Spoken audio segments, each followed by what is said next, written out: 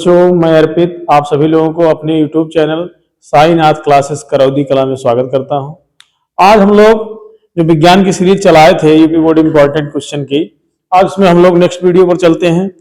और next question हमारा है संक्षारण तथा विकृत गंधिता को परिभाषित कीजिए। मतलब हमको बताना है संक्षारण क्या होता है, विकृत गंधिता क्या होता है, उसकी परिभाषा देनी है। अब संक्षारण क्या होता है पहले इसके बारे में समझ लीजिए आप। संक्षारण का मतलब ये होता है कि जब भी कोई धातु जैसे लोहा हो गया, कॉपर हो गया, एल्युमिनियम हो गया, जिंक हो गया, ये सब वायु या किसी नमी के संपर्क में जब आते हैं तो इनका क्षरण होने लगता है। जो क्षरण होने लगता है मतलब ये क्या होते हैं, नष्ट होने लगते हैं। तो यही हमारी क्या कहलाती है, संक्षारण कहलाते हैं। जैसे लोहे पर जंग लगना, कोई भी तांबे का बर्तन हो उसका बदरंग हो जाना ना। जैसे देखिए तांबे का बर्तन आप देखते होंगे लंबे समय तक रख दिया जाता होगा तो उसमें देखिए हरे हरे रंग की एक परत जम जाती है, वो क्या है, संक्षारण का ही उदाहरण है। अब विकृत गंधिता क्या होता है इसके बारे में समझ लीजिए। विकृत गंधिता का मतलब ये होता है कि जैसे मान लो कोई भी तैलीय खाद्य पदार्थ हो ना या वसा युक्त खाद्य पदार्थ हो, जब उसको लंबे समय तक रख देते हैं हम तो उसके स्वाद या गंध में परिवर्तन आ जाता है। क्या आ जाता है, उसके स्वाद या गंध में परिवर्तन आ जाता है, जिसे हम क्या कहते हैं, विकृत गंधी पदार्थ कहते हैं या विकृत गंधिता। तो उसी घटना को हम क्या कहते हैं, विकृत गंधिता कहते हैं। इसके बारे में हम लोग लिख सकते हैं। चलते हम लोग, चलिए आंसर इसका देते हैं। संक्षारण क्या है, सबसे पहले हम लोग संक्षारण की परिभाषा देंगे। संक्षारण है क्या, संक्षारण देखिए इसमें आप लिख सकते हैं जब कोई धातु जैसे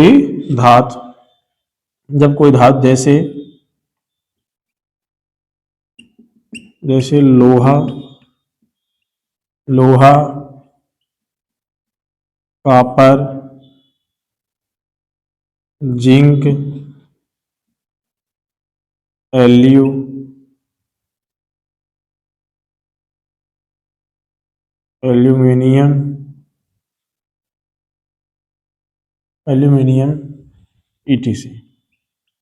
एल्यूमिनियम ईटीसी। मतलब जब कोई धातु जैसे लोहा कॉपर जिंक एल्यूमिनियम ईटीसी वायु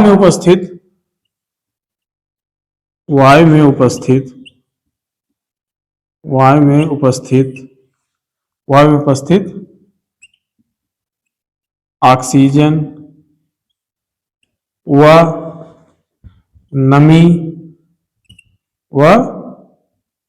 नमी आदि के संपर्क में आती हैं, आदि के संपर्क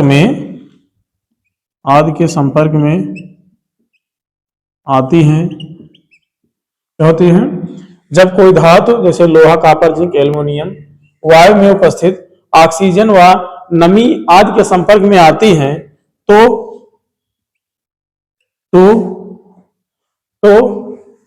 उनका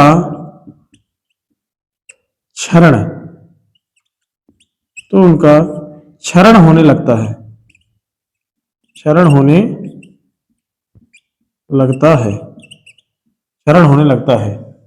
जिसे हम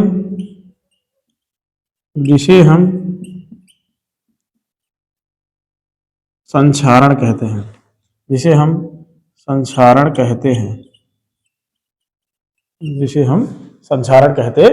देखिए आप लोगों को बहुत छोटी परिभाषा लिखवा रहा है जिससे आप लोग बेहतरीन नंबर पा सकते हैं। देखिए इसमें बताया गया कि जब कोई धातु क्या हो, जब कोई धातु जैसे लोहा कॉपर जिंक एल्युमिनियम वायु में उपस्थित ऑक्सीजन व नमी हो या और भी कोई हो, नमी आदि के साथ क्या करे, आदि के साथ या आदि के संपर्क में आती है तो उसका क्या होने लगता है, क्षरण होने लगता है, जिसे हम क्या कहते हैं, संक्षारण कहते हैं। इसके एग्जाम्पल में आप लिख सकते हो,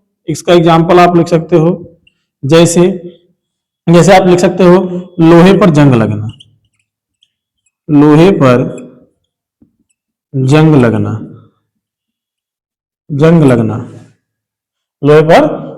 जंग का सूत्र आप लोग जानते हैं। जंग का सूत्र आप लोगों को पता है।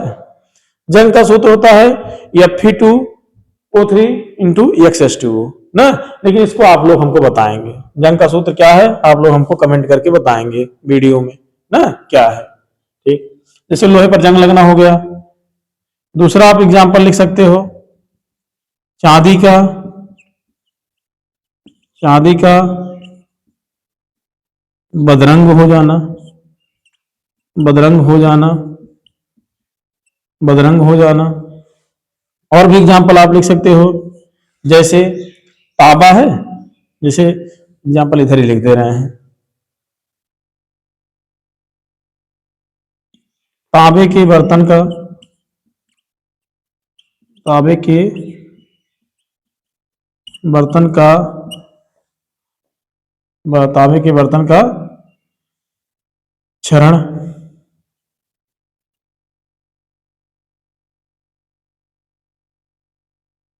तांबे का बर्तन का बदरंग हो जाना, बदरंग हो जाना कह दो या क्षरण कह दीजिए आप, दोनों सही है। मतलब क्या आपको बताया गया, जो संक्षारण होता है जब कोई धातु लोहे कॉपर जिंक एल्युमिनियम वायु में उपस्थित ऑक्सीजन व नमी के संपर्क में आती है तो उनका क्या हो जाता है, क्षरण होने लगता है, जिसे हम क्या कहते हैं, संक्षारण कहते हैं। जैसे आप लिख सकते हैं लोहे पर जंग लगना, चांदी का बदरंग हो जाना, तांबे के बर्तन का बदरंग हो जाना, या तांबे के बर्तन के ऊपर क्या होती है, एक परत जम जाती है ना, ये हो सकता है। ठीक, संक्षारण हो गया। इसमें देखिए एक आपको और भी पूछा गया था, विकृत गंधिता क्या है, तो विकृत गंधिता क्या होता है इसके बारे में हम लोग देखते हैं। नेक्स्ट क्या इसमें पूछा गया है, विकृत गंधिता, विकृत गंधिता, विकृत गंधिता क्या है इसके बारे में हम लोग देखते हैं। संक्षारण हो गया था, विकृत गंधिता क्या है। देखिए विकृत गंधिता जो होती है वह एक ऐसी प्रक्रिया है जिसमें होता क्या है कि जिसमें जो तैलीय पदार्थ या वसायुक्त खाद्य पदार्थ अगर इनको हम क्या करें लंबे समय तक रख देते हैं तो इनके स्वाद या गंध में परिवर्तन आ जाता है ना, तो ये लिखना है। जैसे आप लोग लिख सकते हैं विकृत गंधिता में, विकृत गंधिता वह प्रक्रिया है, विकृत गंधिता वह प्रक्रिया है, विकृत गंधिता वह प्रक्रिया है, विकृत गंधिता क्या है, वह प्रक्रिया है जिसमें जिसमें इसमें तैलीय या वसायुक्त, जिसमें तैलीय या वसायुक्त खाद्य पदार्थ को, खाद्य पदार्थ को, विकृत गंधिता वह प्रक्रिया है जिसमें तैलीय या वसायुक्त खाद्य पदार्थ को लंबे समय तक रखा जाता है, लंबे समय तक रखा जाता है, लंबे समय तक रखा जाता है, तो उसके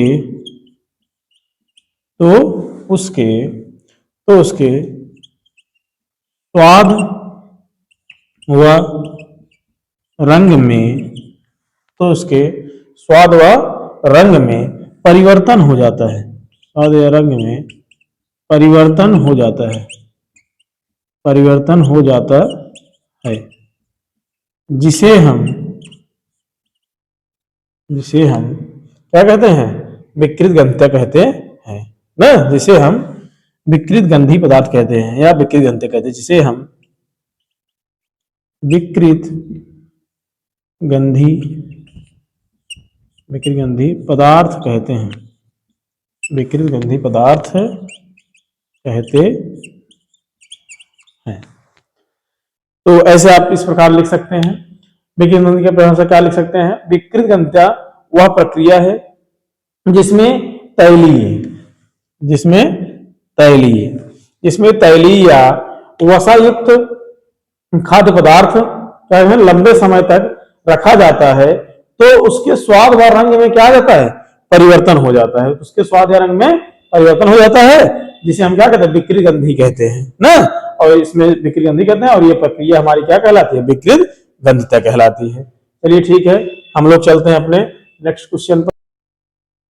हमारा नेक्स्ट क्वेश्चन है, वायु के संपर्क में तांबे के बर्तन चमक क्यों खो देते हैं। मतलब हमको बताना है कि जो तांबा होता है, जो कॉपर होता है, अगर उसको हम क्या करें, वायु की उपस्थिति में छोड़ दिया जाए तो उससे जो बने बर्तन होते हैं अपनी चमक क्यों खो देते हैं? उसका कारण क्या है कि जो तांबे के बर्तन होते हैं, अगर इनको हम क्या करें, वायु की उपस्थिति में छोड़ दिया जाए ना, तो वायु की उपस्थिति में छोड़ दिया जाए तो ये वायु में उपस्थित जो ऑक्सीजन होता है उसके साथ ही क्रिया कर लेते हैं। क्या कर लेते हैं? क्रिया कर लेते हैं और कॉपर डाइऑक्साइड बना लेते हैं या कॉपर ऑक्साइड बना लेते हैं। क्या बनाते हैं? कॉपर ऑक्साइड बना लेते हैं। अब जब कॉपर ऑक्साइड बना लेते हैं तो तांबे के बर्तन के ऊपर क्या होती है, एक परत जम जाती है। परत जम जाएगी तो जिससे क्या होगा, जो तांबे के बर्तन है वो अपनी चमक क्या कर देंगे, खो देंगे। तो इनको लिख सकते हैं हम लोग कि तांबे के बर्तन जब, या लिख सकते हो जब तांबा या तांबे से बने बर्तन, या तांबा या तांबे से बने बर्तन को वायु की उपस्थित में छोड़ दिया जाता है। वायु की उपस्थिति में छोड़ दिया जाता है। वायु की उपस्थिति में छोड़ दिया जाता है तो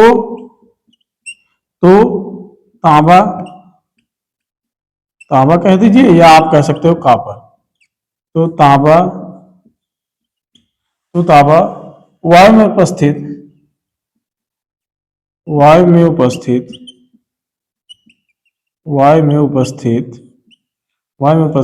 ऑक्सीजन,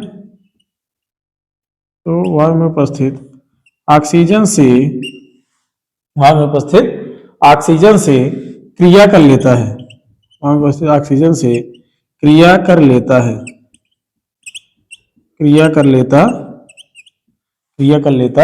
है और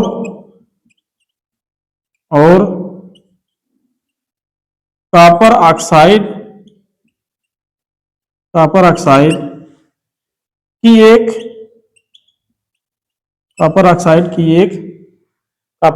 की एक परत का निर्माण करता है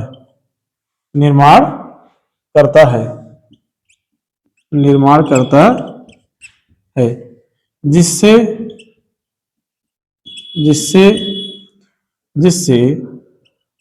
कॉपर की बनी वस्तुएं अपनी चमक खो देती हैं।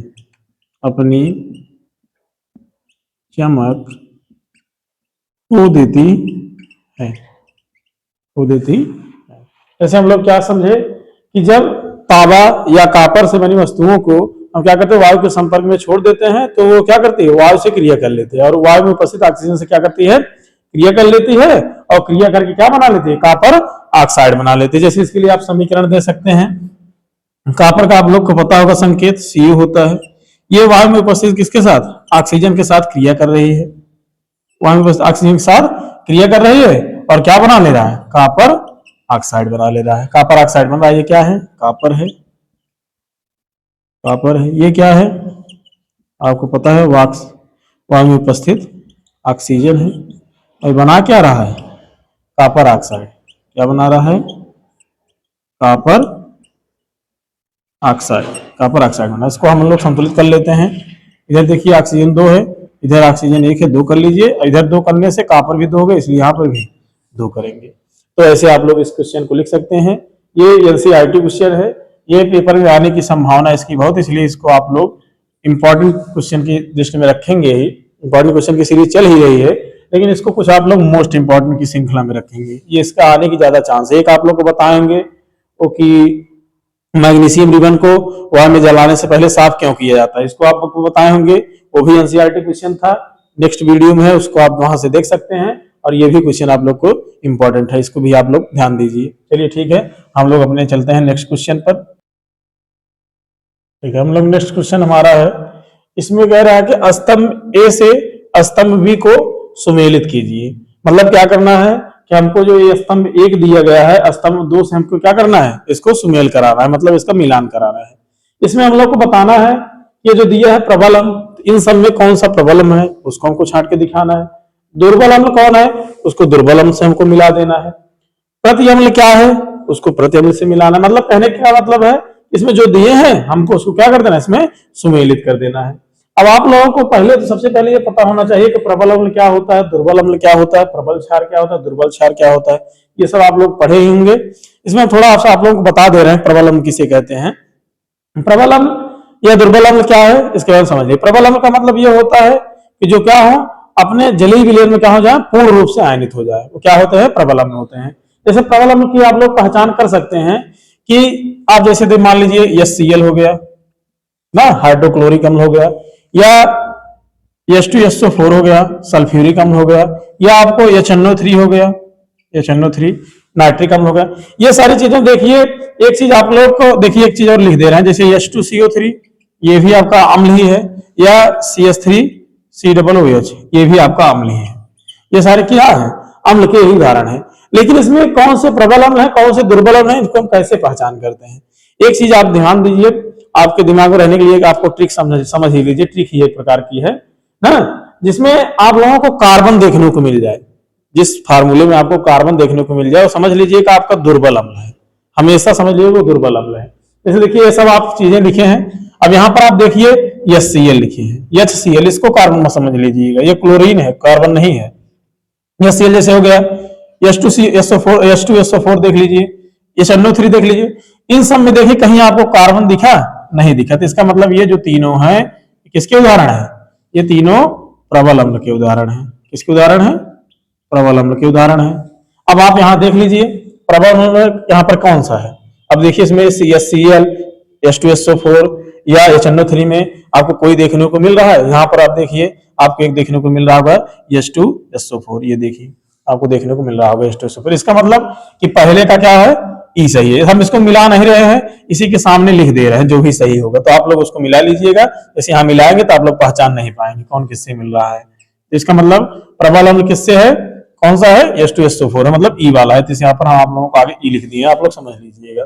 अब जैसे दुर्बल अम्ल हम लोग कैसे पहचानेंगे, जिसमें कार्बन उपस्थित हो। अब देखिए आपको दो एग्जांपल यहाँ पर दिए हैं, एक इसके दिए हैं, दुर्बल अम्ल के दिए हैं, दुर्बल अम्ल के दिए हैं, देख लीजिए। अब इसमें से कहीं आपको कोई एग्जांपल देखने को मिल रहा है, देखिए यहाँ पर देखिए आपको मिल रहा है CH3COOH ना, एस्टिक अम्ल। देखिए एस्टिक अम्ल आपको उदाहरण मिला है, ये कौन सा है, जी वाला है। तो आप दुर्बल अम्ल के सामने क्या लिख सकते हैं, जी लिख सकते हैं।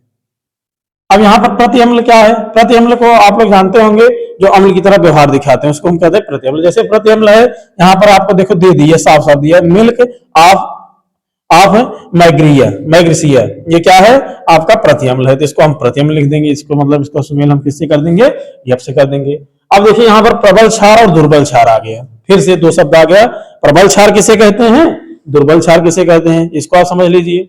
प्रबल क्षार का मतलब ये होता है कि ऐसे क्षार जो क्या हो, अपने जलीय विलयन में पूर्ण रूप से आयनित होकर क्या दें हमको, OH माइनस आयन दे, मतलब हाइड्रोक्सिल आयन दे। तो उनको क्या कहते हैं, प्रबल क्षार कहते हैं ना। जो पूर्ण रूप से आयनित नहीं होते हैं उनको हम दुर्बल क्षार कहते हैं। जैसे प्रबल और दुर्बल क्षार की पहचान हम लोग कैसे कर सकते हैं, जैसे बहुत सारे एग्जाम्पल आपको हम दे रहे हैं, CaOH का होल ट्वाइस, या आपको हम दे रहे हैं MgOH का होल ट्वाइस, या आप और भी एग्जाम्पल लिख लीजिए NaH4OH, इसको आप देख लीजिए। एक लिख लीजिए आप NaOH, एक लिख लीजिए KOH ना। बहुत सारे एग्जाम्पल हैं समझने के लिए। अब इन सब में देखेंगे आप लोग, तो आप लोगों को एक देखिए संख्यात्मक मान दिख रहा होगा, जैसे देखिए OH का whole twice, OH whole twice, NaH4OH मतलब 4 है। तो जिसमें आपको संख्यात्मक मान देखने को मिली, ये लगभग आपको पूर्ण रूप से सत्य नहीं है, लेकिन लगभग आपको जैसे याद नहीं है तो आप पहचान सकते हैं। लगभग आपको जिसमें संख्या आपको देखने को मिल जाए, ये समझ लीजिए कौन सा है, दुर्बल क्षार है। और जिसमें आपको संख्या ना देखने को मिले वो आपको क्या समझ लेना है, प्रबल क्षार है। तो ये क्या हो जाएगा, प्रबल क्षार, और ये क्या हो जाएगा, दुर्बल क्षार। आप लोगों को पता ही होगा प्रबल क्षार का मतलब या दुर्बल क्षार का मतलब जिसमें OH आयन हो, और प्रबल अम्ल का मतलब जिसमें H प्लस आयन हो ना। ये आपको देखने को लग रहा होगा कि यहाँ से OH माइनस आयन देता होगा, ऐसा नहीं है। ये जो एस्टिक अम्ल होता है जब टूटता है ना, ये टूटता है CH3 COO माइनस और प्लस H प्लस में टूटता है, तो ये हमको H प्लस आयन देता है। इसको आप उदाहरण देख के गलत मत समझिएगा, ये उसमें बहुत गलतियां होती हैं। ठीक, तब आप लोग इस यहाँ पर देख लीजिए प्रबल क्षार में जो एग्जाम्पल लिखाया गया उससे कुछ रिलेटिव मिल रहा है कि नहीं मिल रहा है आपको। प्रबल क्षार देख लीजिए, यहाँ पर आपको कहीं NaOH या KOH देखेंगे, हाँ यहाँ पर NaOH है, यहाँ पर NaOH है, तो ये क्या हो गया आपका जो H वाला है क्या हो गया, प्रबल क्षार हो गया। अब दुर्बल क्षार कहाँ है, दुर्बल क्षार में आप देखिए कहीं आपको संख्यात्मक मान वाला OH मिल जाए, देखिए यहाँ पर देख लीजिए C वाला देख लीजिए, इसमें NaH4OH दिया कि नहीं दिया है दुर्बल में, तो ये क्या कौन सा हो जाएगा, दुर्बल हो जाएगा। कौन सा है, ये C है, इसको लिख लीजिए।